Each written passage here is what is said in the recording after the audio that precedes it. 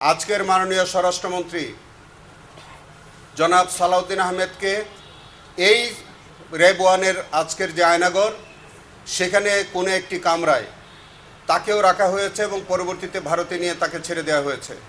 আমরা ছোট বড় 22টি কামরা আমরা পেয়েছি। এই আয়নাগরের এই যে ছোট ছোট সরু রুমগুলোর মধ্যে দিনের পর দিন, মাসের পর মাস, এমনকি বছরের পর বছর তাদেরকে হাত বেঁধে চোখ বেঁধে রাখা হতো। আজকে আপনাদের সহ আমরা একত্রে এই ঘটনাস্থলটা পরিদর্শন করেছি।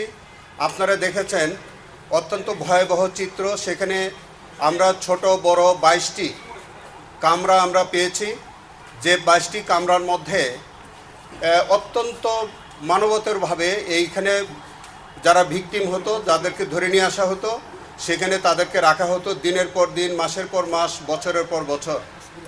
এবং এই আয়নাঘরের নিচে যে জায়গাটি আপনারা দেখেছেন সেখানে হচ্ছে যে এইটি অত্যন্ত সরু এবং ছোট একটি জায়গা।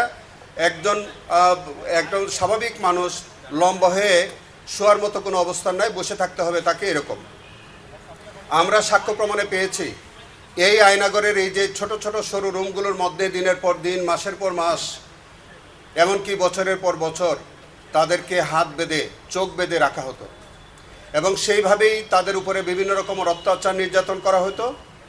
কাউকে কাউকে দীর্ঘদিন পরে ছেড়ে দেওয়া হতো, বিভিন্ন মিথ্যা মামলায় তাদেরকে দেওয়া হতো এবং অনেকেই মেরে ফেলা হতো। এবং সেরকম কয়েকজন ভিকটিম 5ই আগস্টের পরে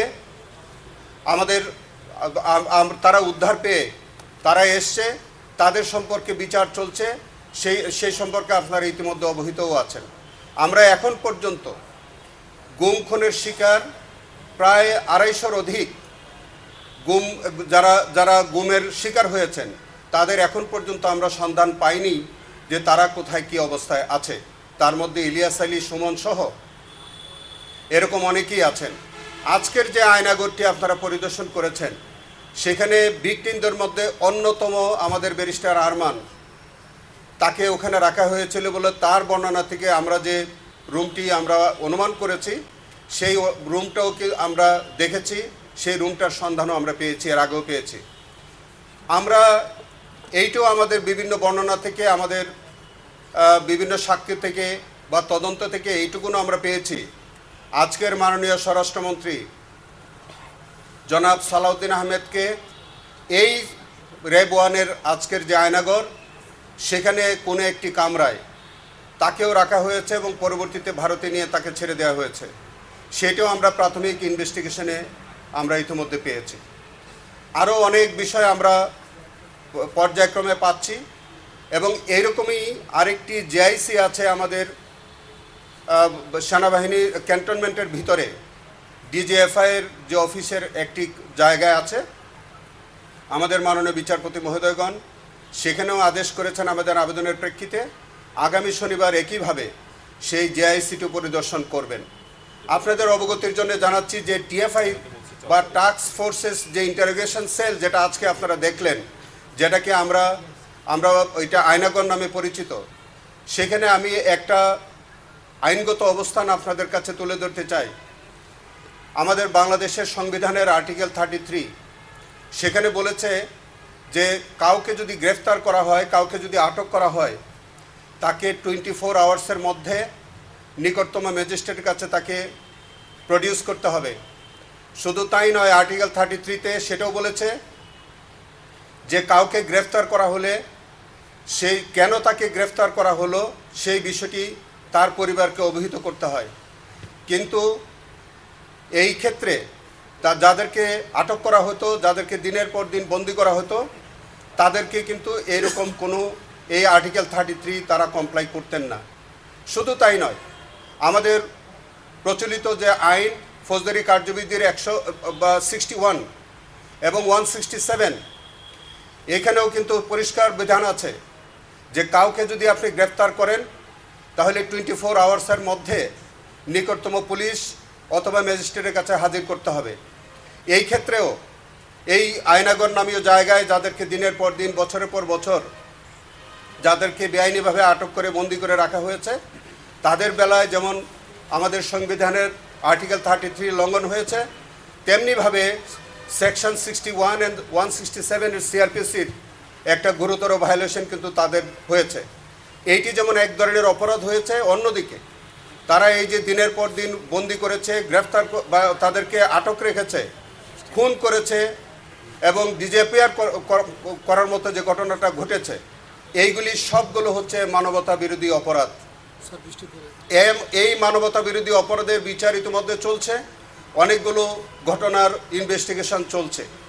আজকে আপনারা এসছেন, আপনারা সরজমিনে দেখেছেন, আমরা আন্তর্জাতিক মান বজায় রেখে এই বিচার কার্য আমরা পরিচালনা করছি এবং আন্তর্জাতিক মান বজায় রেখে বাংলাদেশে ইন্টারন্যাশনাল ক্রাইমস ট্রাইব্যুনালে যে বিচার কার্য চলছে সেটি আরও স্বচ্ছ এবং নিরপেক্ষ করবার প্রয়াস হিসাবে আজকে আমরা মাননীয় বিচারপতি মহোদয়গণকে আইনের আওতায় আমরা আবেদন করেছিলাম যে তারা ঘটনাস্থলটি সরজমিনে পরিদর্শন করার জন্যে।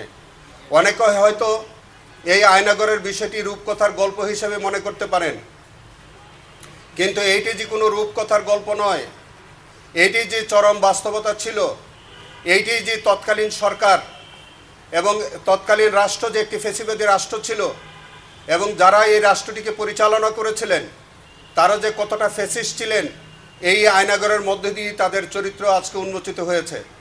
আমরা এই ক্ষেত্রে রাষ্ট্র যেমন তারা এইরকম একটি সেল বা এরকম একটি আয়নাগরের মধ্য দিয়ে যেমন একটি রাষ্ট্র ফ্যাসিবাদী রাষ্ট্র হিসেবে আবির্ভূত হয়েছিল, যে সরকার এই রাষ্ট্রটাকে পরিচালনা করেছিলেন, যে রাজনৈতিক সরকার সেই রাষ্ট্রটিকে পরিচালনা করেছিলেন, সেই সরকার এবং ওই রাজনৈতিক দলের দায় কোনো অংশেই কম নয়।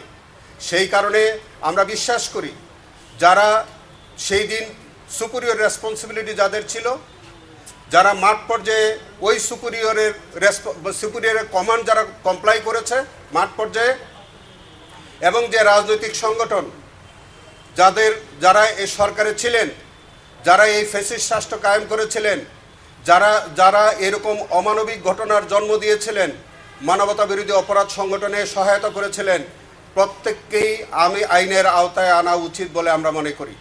এবং তার লক্ষ্য নিয়েই আমাদের প্রসিকিউশন টিম, আন্তর্জাতিক অপরাধ ট্রাইব্যুনালের প্রসিকিউশন টিম এবং তদন্ত টিম তারা একযোগে সেইভাবে কাজ করে যাচ্ছে।